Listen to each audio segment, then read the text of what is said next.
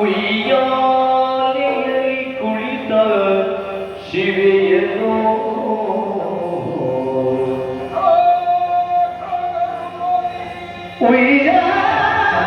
ಉಯ್ಯಾಲೆಯಲ್ಲಿ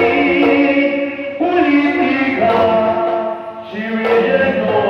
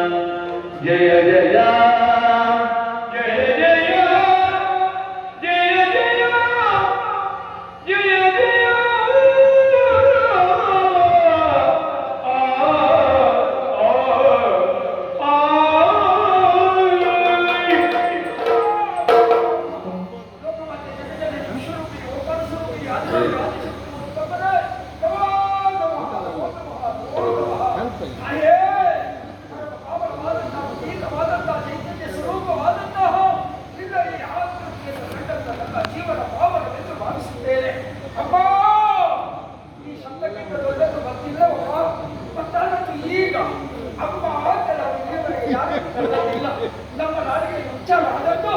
ಓಡಿ ಓಡಿ ಓಡಿ ಇನ್ನೊಬ್ಬರ ನೆತ್ತಿಗೆ ಬೇರೆ ಕಟ್ಟಿ ಮತ್ತೊಬ್ಬರ ಕೊರಳಿಗೆ ಸರಳು ಇನ್ನೊಬ್ಬರ ಎಲೆಗೆ ಗಾದೆ ಓಡಿ ಕಣ್ಣಿಗೆ ಓಡಿ